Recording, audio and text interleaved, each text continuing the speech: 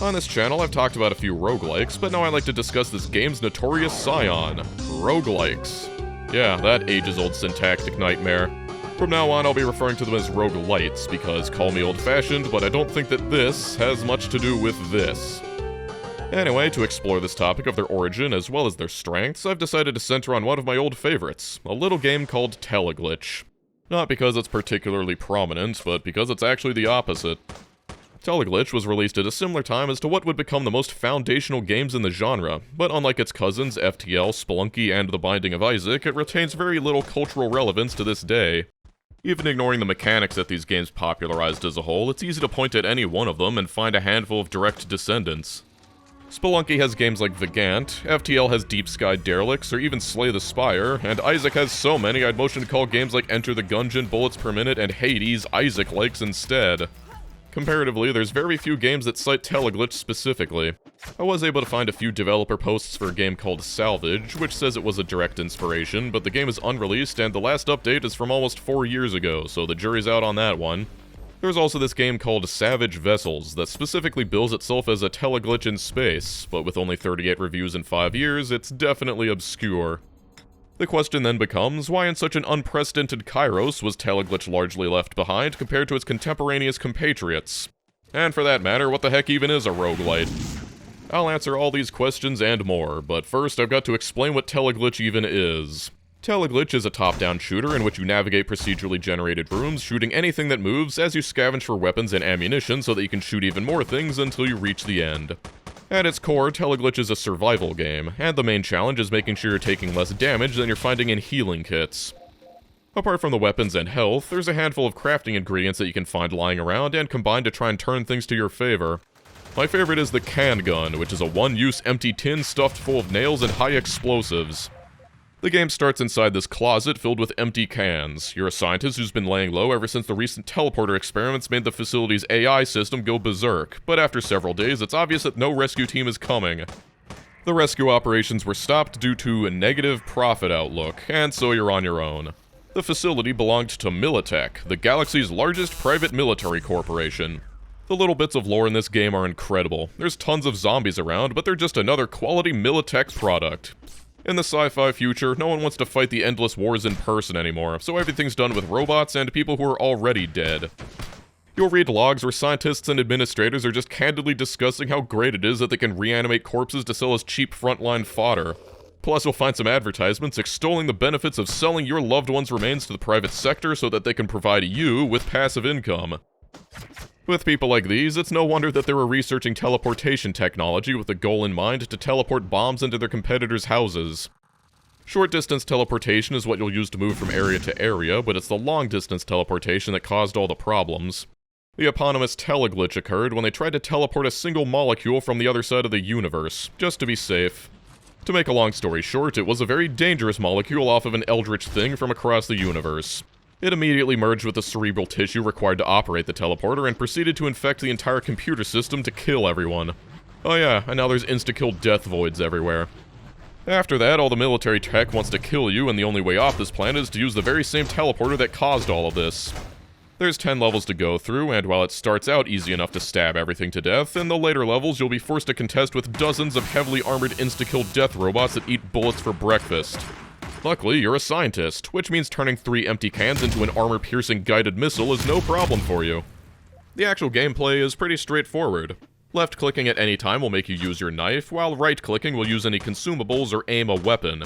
While you're aiming, left-click will then fire that weapon instead. You have a rather generous inventory with 20 slots to carry around all your weapons and garbage, but by the end of it, you'll still wish you had more. You can navigate it with a scroll wheel, and it might look cumbersome, but it's actually fairly streamlined. You can move things around by holding E, and so anything important you can move up to the top so that they're easy to swap between using the number keys. Crafting is done simply by hitting C to open the crafting menu and then selecting whatever you want. It's a lot of complexity in an easy-to-use package. Compared to Tower Climb, which is another roguelite I've talked about, it never really felt like I was fumbling over the inventory management. Surviving in Teleglitch is a careful balancing act of conserving your resources, but knowing when it's time to use them. Early on in the game, it's best to get comfortable knifing everything to death because that pistol ammo is much better suited on the enemies that try to shoot back. You've got a handful of weapons that each has their own ammo type, and it's important to make the most of them. It might be tempting to use that heavy rifle, but you want to hold on to that precious ammo because it pierces armor. Likewise, the machine gun might mow through zombies, but using it on robots is just a waste. You can craft things like nail bombs to try and save ammo on hordes, or disposable weapons like the Panzerfaust to take out the bigger enemies. This methodical approach that you're forced to take with your limited resources is what makes this game so intense.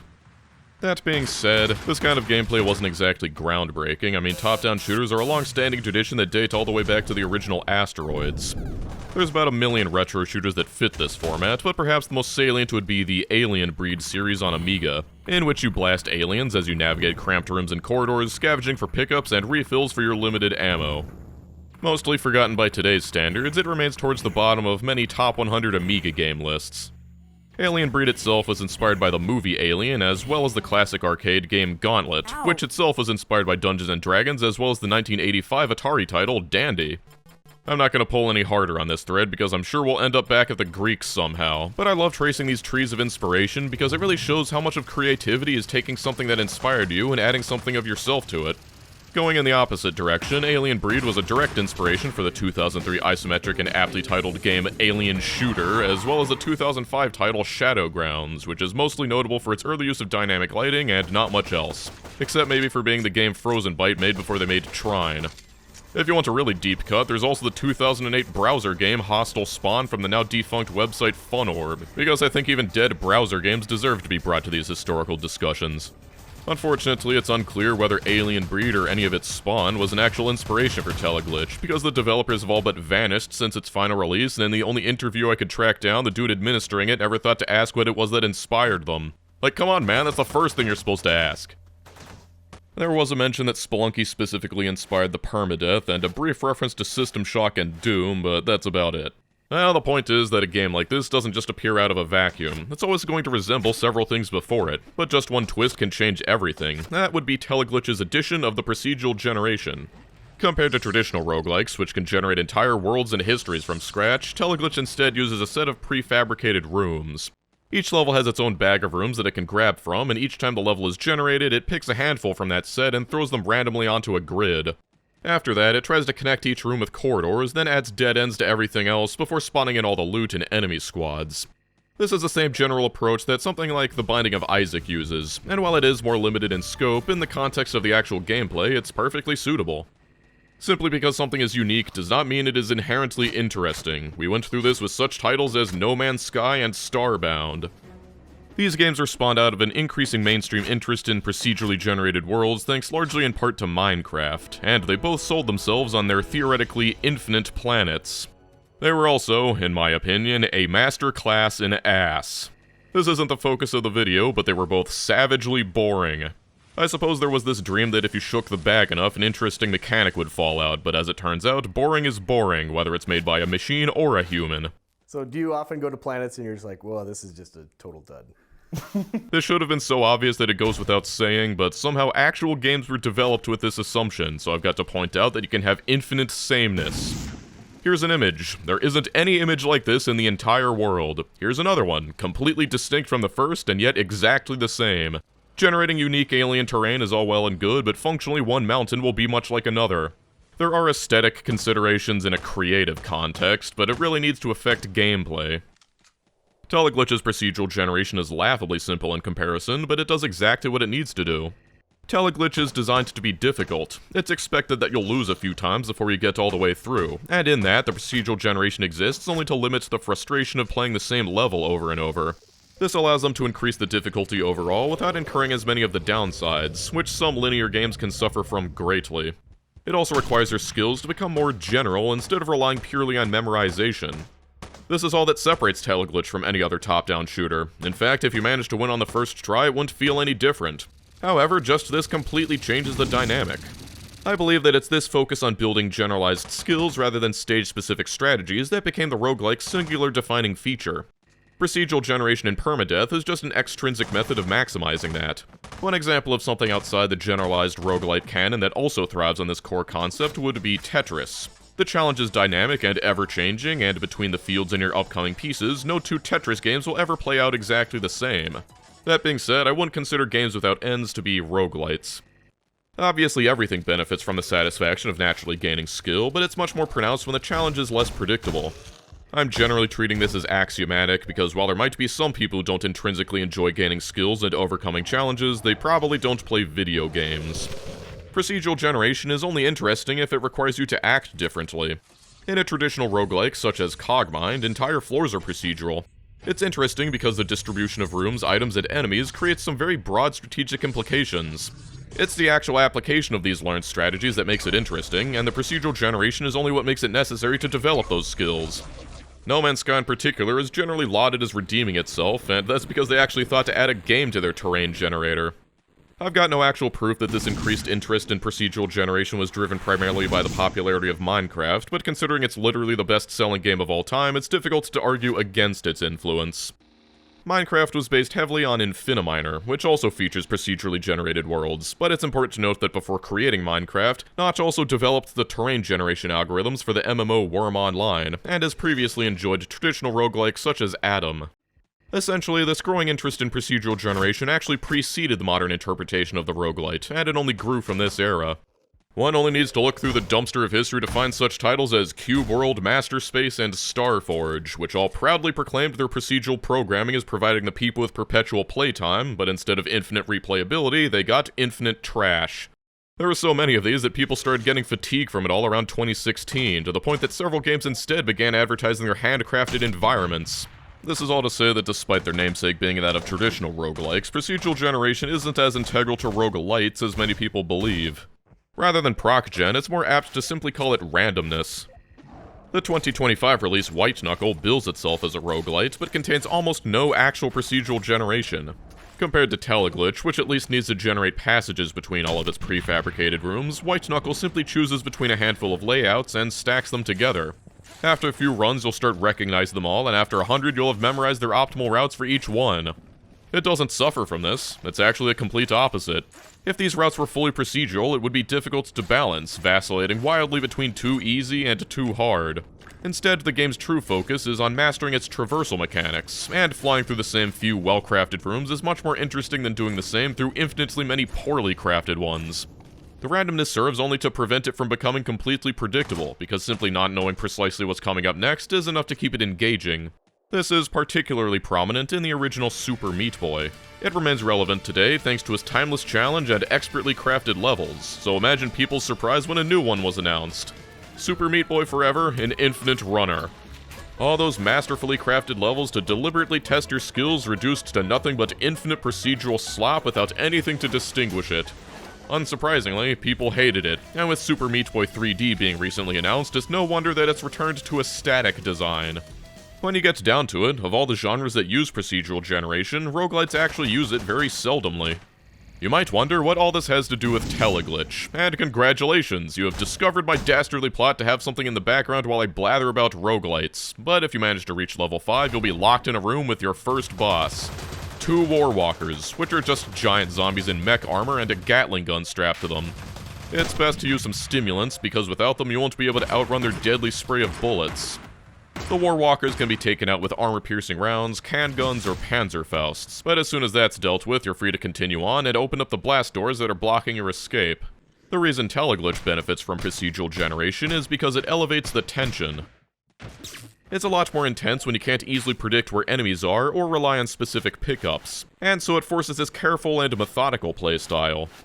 This, combined with the permadeath, makes the experience either incredibly stressful or extremely exhilarating depending on which side of the difficulty spectrum you're on. In this, it's actually closer to traditional roguelikes than most. Dying right before the end of Teleglitch will set you back about 2 hours, which isn't as bad as this Cogmind run that I lost after almost 10 hours, but it's still much worse than most roguelites. Roguelites in general are something of a staple of the indie gaming scene, to the point that some people mocked Sony's game Returnal for being a AAA roguelite. One reason is that with all the overinflated budgets spent on hyper-realistic sweat physics for the next FIFA game, indie games are the only ones with the freedom to take risks without tanking some stockholder's portfolio. However, making roguelites is hardly revolutionary at this point, so the main reason is that they're actually uniquely suited to independent development. It's essentially the art of getting the most out of the least. For different roguelites, such as FTL, you can see that structurally it's actually very simple. It's mostly just navigating menus and then picking out random events from a bingo machine, but even though it's just cycling through the same couple hundred events, each run will still feel distinct. Different ships, different layouts, and different difficulty settings can change enough of the game to make playing again reasonably engaging. And even though the events may become predictable, the order and quality of each event can still change the overall experience drastically. Because past events can change how you'll react to future events, even when you know all the outcomes, you're still going to be optimizing. And anywhere there's focused brain activity, there's usually engagement. It's these multiplicative interactions which makes it so much more than just the sum of its parts, and why this genre is so effective at what it does with relatively little. This is also why, much like traditional roguelikes, the graphics are very, economical. Oh yeah, on the next floor you'll have to fight this nightmare. It literally screams at you. When you walk in here for the first time and see the doors suddenly snap shut behind you, you're probably gonna piss your pants. The Destroyer Snake will eat everything you throw at it, and it's so fast you'll need stimulants to even stand a chance. Hopefully you've crafted a bunch of Panzerfausts, because otherwise you're going to be draining your entire heavy rifle at it. Also, don't stray too far from the arena or you'll activate the hordes. Don't get too close to it either, because it will kill you. Anyway, roguelites are certainly an important facet to the rise of independent game development. It's not like they were out there leading the charge, but the rise of the roguelite is also the rise of the indie games industry. Indie as a term is difficult to pin down. It's about as protean as the term roguelike itself. I mean, Supergiant Games has about 4.5 games under its belt and 24 employees, but they still get to hang around in the indie space. The only thing you can really say for certain about them is that they're generally cheaper to make, but these days that doesn't stop them from outclassing the AAAs from time to time. Dave the Diver caught some flack for being a fake indie game since it's owned by Nexon, but that implies that indie is a tangible style and not just a particular business arrangement. Obviously, this is all just pointless pedantry. It's like trying to define when a pool becomes a puddle. It's just something that you'll understand implicitly. This gut definition tends to break down in the 20th century. There were people developing independently, sure, but it's difficult to conceptualize them as indies as we know them today. The history of gaming really started in the 70s, and games back then were either big, bulky arcade cabinets like Space Invaders, or little programs designed to run in terminals with less processing power than a calculator, such as Colossal Cave Adventure. It's true that it was developed by an independent, but I think you'd really struggle to think of it as an indie game. Its progeny, Zork, was eventually sold, but it still had the feel of a bunch of computer scientists screwing around for the sake of it. Also, how could we forget that this was the era that birthed the traditional roguelike as we know it, with Rogue itself hitting university computers everywhere in 1980, followed by such classics as Hack, Moria, and NetHack. Now, on the next floor, you really want to watch yourself because you'll be up against robots now, and both the welders and squids can delete your entire health bar in a matter of seconds if you're caught in a bad position. But, back to what I was talking about. The most influential example of what you might consider an indie title would probably be a Calibeth. Released in 1979, it was developed entirely by a high school student. It was picked up by a software publisher and shocked the world when it made the kid barely out of high school $150,000. Adjusted for inflation, that's over $500,000 today. It also kicked off the Ultima series, which is perhaps the single most influential series of all time. But with that kind of seed money and a new studio, can you really call it indie? Moving on to the 80s, with the rise of the home computer, it proved this new hobbyist culture, and independent game development was simply another facet of computer culture alongside the demo scene and the BBS groups of the time. It felt more like an extension of hacker culture. These sorts of small communities exchanging games and ideas is probably the earliest thing you can point at and call it the indie scene. It wasn't really an industry as you'd imagine it today, and having grown up in the DOS era, I'm not sure I ever heard the term independent. It was always either stuff like shareware or freeware when people were talking about games online. It's just not something you really thought about, and that's because back then, even though you had big budget releases, what independents could release still felt substantially similar to the outputs of big studios at the time. That started to shift in the mid to late 90s when increased advances in graphical fidelity started to require dedicated pieces of hardware, which would come to be known as graphical processing units. Though it's important to note that Doom was made by a group of only 5 people, which is fewer than many indie studios today. BBS culture shifted to form culture, and it was around this time that you'd see people posting their custom Scum games or Doom wads, setting the groundwork for things like the ROM hacking scene. I'm mostly leaving out the console gaming scene because outside of bootlegs and some homebrews, independent development wasn't as relevant on classic consoles, but it was around this time and into the 2000s that the concept of the AAA title really took off. One very compelling piece of evidence for the start of indie games as an industry was the foundation of the Independent Games Festival in 1998, which continues to celebrate notable indie titles. Furthermore, there's an excellent GDC talk by Jeff Vogel which chronicles his experience as an independent developer since 1994. But even so, you really couldn't imagine someone in their basement seriously competing with the juggernauts like Quake, Mario, Half-Life, Unreal, Fallout, and what have you. It was an unprecedented time for innovation, with things like physics and full 3D environments becoming the norm. But it's this rapid growth that really started to separate games from just games. Many people cite Cave Story as sort of the definitive indie game from this era, and while I'm inclined to agree, it's not like that shareware culture ever went away. It continued in the rise of Flash games in the early 2000s. You'd also really struggle to call these indie games because, again, it's not really an industry. It's mostly just hobbyists putting things out there for the fun of it. And while some did make money, that was far from the norm. You can see some of the spirit of the modern roguelite in these early games. Something like Motherlode utilizes a gameplay loop in which you repeatedly drill down only to return to the surface to sell off your findings, then buy upgrades just so you can do it all again, but better. It lacks the multiplicative interactions of later roguelites, but it's an effective way to make the most out of one destructible map, as well as signal some kind of progression to the player. You saw this sort of thing also with games like Road of the Dead or Toss the Turtle, where you're encouraged to repeatedly replay the same scenario, slowly gaining points so that you can buy upgrades that will get you a little bit further each time. Alright for its time, it shows just how much simple progression can serve as a motivator. It shares this general get as far as you can mentality of modern roguelites, as well as a form of meta progression as a reward for playing. It's almost impossible to trace the true origin of any one of these mechanics. I mean, I've been basically playing video games my whole life, and I'm still astonished with just how much is out there. But it's really just to say that these ideas were kind of floating out there in the ether, waiting for someone to pick them up and mash them together. The rise of the indie gaming industry really came around 2008 with games like Braid, Castle Crashers, and World of Goo getting published on consoles, particularly the Xbox Live Arcade. There was also a lot of shovelware on the Wii, but even if they were small, privately owned companies, it feels almost repulsive to bring them into the conversation, and that's because the concept of indie is also a spiritual one. More than just budgets or team size, I feel like most would agree that the true essence of what makes indies indie is complete creative freedom not beholden to shareholders or investors, as well as some concept of artistic vision and integrity.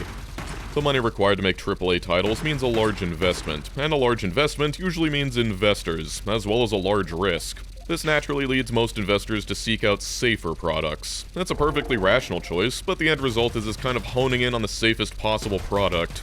Just like the endless line of Marvel movies and Star Wars sequels, you just get more Assassin's Creeds and live service shooters leading to an ongoing homogenization until it reaches critical mass and explodes. If you really go looking at games from the 90s, you'll find so many insane and unhinged games filled with ideas that could spark the next indie hit if handled properly. This isn't to say that indies are pure originality, there's a million Stardew Valley clones, but it's this general feeling that the game is the way it is because someone wanted it to be that way, and that's what comprises the indie spirit. Anyway, to go back to those 2008 releases, because consoles were more curated, being released on one was seen as a major point of legitimacy, and things only grew from there. Thanks to platforms like the Xbox Live Arcade, as well as initiatives like Steam Greenlight, independent developers were able to find platforms without needing massive publishing houses. While much of it was cultural, it's also important to point out that the rapid growth of development tools around the time was also responsible. It became easier and easier for people without programming backgrounds to develop games, and it also opened up things like full physics simulations to people without math degrees. I consider the 2010s the true rise of indie gaming, and with games like Hollow Knight pulling better numbers than Ubisoft and BioWare these days, it's amazing to have watched the growth in real time. Of course, I've got to mention that the vast majority of games released independently are irredeemable slop. But what rises to the top is truly special. It's impossible to really cover 50 years of independent development with the granularity it deserves, but that's the rough overview, as I've seen it, and it's important to know where the indie scene came from to really understand the origin of the roguelite. Oh yeah, and I died at the end, so it looks like I'm going all the way back to the beginning. If you want to track the most seminal roguelite, it's got to be Spelunky. I played the original version after seeing it on IndieDB back in like 2009, but it was first posted in 2008 on the TigSource forums. After winning the 2007 Independent Gaming Festival with his exploration game Aquaria, Derek Hughes started work on Spelunky. Before that, even though it wouldn't be fully released until 2012, perhaps it was his early graphical work for the tile set of Doom RL, Doom the Roguelike, that got it in his head to combine the elements of a roguelike into a traditional platformer. Inspired in particular by La Mulana, which was released in 2006, he chose to make his own little explorer. It was notable for its procedurally generated levels, permanent death, and blistering difficulty. The level of emergent interactions from things like bombs and arrows knocking you around into cavalcades of disaster was spiritually borrowed from roguelikes such as NetHack, in which you could wield a dead cockatrice like a sword and turn enemies into stone by smacking them with it. Likewise, Spelunky's DNA can be seen in titles like Tower Climb, which I've made a video on, as well as Vagant, and it's basically the standard for procedural platformers. That being said, it is far from the first game to incorporate randomly generated levels even outside of roguelikes. Games like Daggerfall, Diablo, and for an Eastern touch, Dark Cloud all had procedurally generated dungeons, but Baroque was basically a roguelite all the way back in 1998. I've got to shout out Majuler's video for introducing me to this one, because I'd never even heard of it, and learning about how the Japanese made what is remarkably close to modern roguelites 10 years before the West did is like learning about how the Chinese made the printing press 300 years before the Europeans and just decided not to use it much. I mean, as far as I can tell, none of the canonized roguelikes cited it as an inspiration, so it's not entirely relevant to the rise of roguelites, but it wasn't without influence. Then that sent me down the rabbit hole of exploring the entire Mystery Dungeon series to examine how the East evolved their concept of the traditional roguelike independently from the West. I started looking into games like Shiren the Wanderer, Azure Dreams, and ZHP Unlosing Ranger vs. Dark Death Evil Man. Phew. I started trying to track ideas, inspirations, looking up articles and scans of magazines in languages I can't read, and then I felt brain matter coming out of my ears and I realized that as little as I understood this genre, in reality I understood even less. I feel like I could spend months researching this, play hundreds of games, make an 8-hour video, and still not fully grasp the ebbs and flows of ideas that they trickled through the industry. So I did the most rational thing and stopped thinking about it. Maybe someday someone will unify Western and Eastern roguelike theory, but it's not gonna be me. Also, I realized the Wikipedia article on roguelikes already knew all this stuff, but that's okay, no one reads these days anyway. Instead, I'm going to choose to live in a world where I can confidently point at strange adventures in infinite space and call it at least one of the first roguelites. Released in 2002, it combined roguelike influence with board games and classic sci-fi space adventures such as Starflight and Star Control. Star Control. Maybe I should do an entire video on that series. Anyway, in Strange Adventures, you're essentially an illegal exploration mission sent by a wealthy investor to try and bypass government regulation so that they can lay claim to the resources of a new area of space before anyone else. The objective is to jump from node to node, exploring as much as you can in 10 years while you deal with the random events and occasional battles to rack up the best score possible. This game is what inspired FTL's release nearly a decade later. It's games like this that also inspired the term roguelike-like, and while this probably isn't true, I'd like to believe that it was this absolutely horrendous term that inspired the Berlin interpretation in 2008 to try and nail down the definition of a roguelike. No one may know what a traditional roguelike even is these days, but at least we're not saying roguelike-like anymore. Rogue Legacy is often attributed as being the game that invented the term roguelite, but while I've got no proof, I'm pretty sure I've seen it on forums after Spelunky came out. At the very least, it popularized it. When I learned that board games were a major inspiration, it really seemed obvious in retrospect. Going back to most roguelites using prefabs rather than truly procedural worlds, it's just like shuffling a deck. That's a seemingly pointless distinction, but it really helped me conceptualize things at a higher level. I mean, I shouldn't be too surprised. There's games like Slay the Spire, a deck builder which follows the FTL formula of nodes and events. And then there's Hand of Fate, which takes the whole shuffling a deck of cards comparison about as literal as possible. Alright, we're playing Teleglitch. Well, I'm back here, and on level 8 is the Blue Walker. Compared to the Destroyer Snake, and despite shooting rockets everywhere, he's not nearly as dangerous. And that's because his rockets are slow enough to juke with a casual stroll. What he is, however, is an absolute tank. He is all but invincible to small calibers, and only the strongest of armor-piercing weapons can put a dent in him. You're going to be spending all of your precious ammo just to take him down. However, he will die eventually. I've gone over FTL and Spelunky, and so I would be remiss to miss The Binding of Isaac. It is, without question, the singularly most influential roguelite of them all. Thanks to constant support, it's managed to remain relevant for nearly 15 years now. Inspired by games such as the original Legend of Zelda, as well as the hit arcade game Smash TV, and then mixed with some religious fundamentalist scaremongering, The Binding of Isaac was revolutionary for answering the question, just how many times can you play the same game? Combined with the aforementioned deck shuffling, resulting in a wealth of novel combinations, Isaac is the most salient example of what I consider the second half of the roguelite puzzle, and that's luck. Obviously everything has luck, but with how the game's set up, getting good drops, good items, and good events can trivialize most of the challenge. This is a good thing, and that's because everyone loves gambling. I'm not sure I need to preface this statement, there's a reason it's got a disorder named after it. Sorry, I'm gonna get a little pretentious here, but gambling is so compelling because it actually mimics the uncertain reward structures of our brains, and that's because when Grug and Thug were out foraging for food, there was no guarantee that they'd actually find any. Naturally, it's evolutionarily beneficial to try anyway, and so to incentivize expending the effort even when there's no guaranteed result, the brain evolved to not only reward you especially hard when you succeed in these uncertain tasks, but to also reward the anticipation of success. This is why elements of chance can be so compelling, not only because they're novel information, which the brain is also programmed to seek out, but because it's tickling our inner hunter-gatherer. That's not to say that these games are only popular with gambling addicts. I mean, it's a factor, sure, but in my opinion, it's about how the chance interfaces with the difficulty. Most of these games are hard. They're designed to require multiple attempts to win, but with good enough luck, you can perform far above your average capability. There are so many facets to this. Once again, since the game encourages gaining generalized skills rather than memorizing routes, skilled players can feel engaged when they're fighting against bad luck, and similarly, unskilled players can get the satisfaction of finally securing that win after stumbling into a game-breaking build early on. Most players would be lucky to get a single hard kill in Ascension 20 Slay the Spire, but there's players out there that can just win 10 times in a row, when even adept players could take 10 tries to win once. Difficulty is one of the most difficult things to design for. Everyone has their own personal limit, and optimizing for one usually means forsaking the other. In my opinion, the secret to the roguelite success is when there's enough of a challenge to satisfy the difficulty junkie, but just enough luck that even the casual could win once or twice. Combined with everything else I've mentioned, it's this broad net that gives the genre such a wide appeal. Roguelikes also have infinite replayability, and yet they aren't nearly as popular as roguelites due to their difficulty, complexity, and mechanics.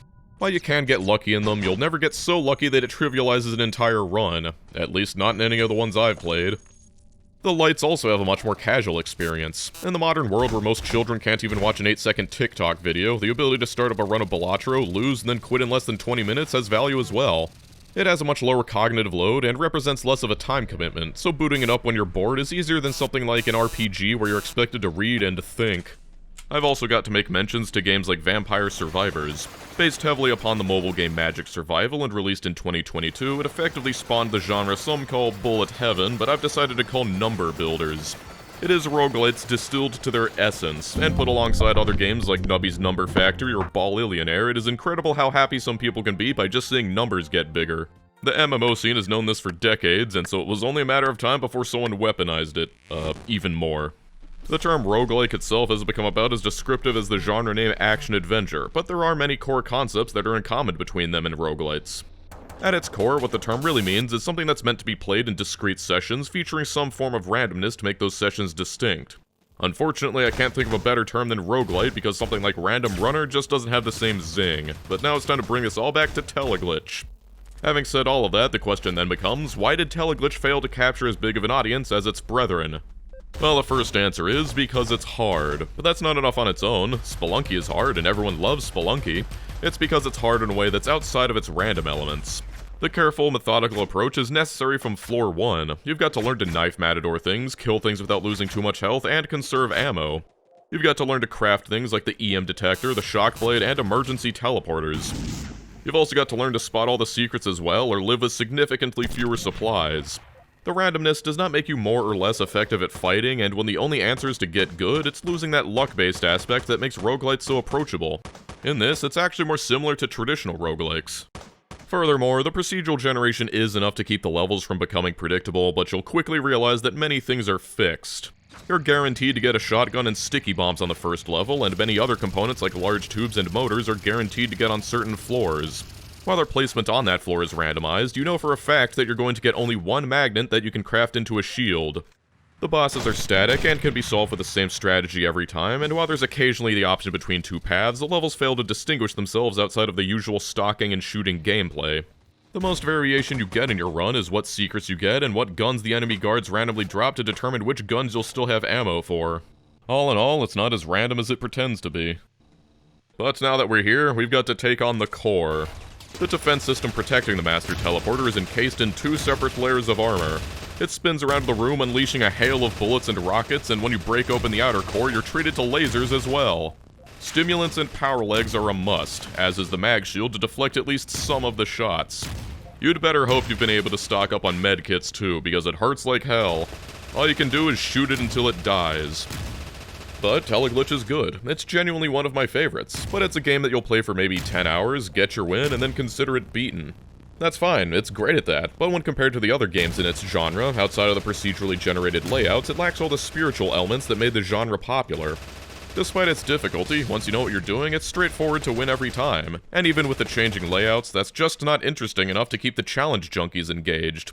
Similarly, the casual's just gonna die, and with no obvious path forward but skill, they'll put it down after an hour or so. It's just a tough little game that's meant to be beaten. Not every game needs to be played forever, or have a legacy. Sometimes it's just enough that it was fun to play. And on that note, the killer core is dead, and we're free to turn on the master teleporter. As soon as you walk in, you get the final text box of the game, which describes you teleporting into the middle of a crowded bar, then living in easy retirement with all your settlement money. That's Teleglitch, as well as my general thoughts on roguelikes as a whole. To try and summarize, procedural generation is only interesting insofar as it forces you to adapt, everything is inspired by something, and no one knows what a roguelike is. Also, everyone loves gambling. It's interesting watching these things as they evolve over time, and if you're interested in game development, it really pays to try and look back to examine the origins of all these mechanics we take for granted today. Hopefully you found this interesting, and if not, please comment why you kept watching this long because I'd like to exploit it. Okay, bye.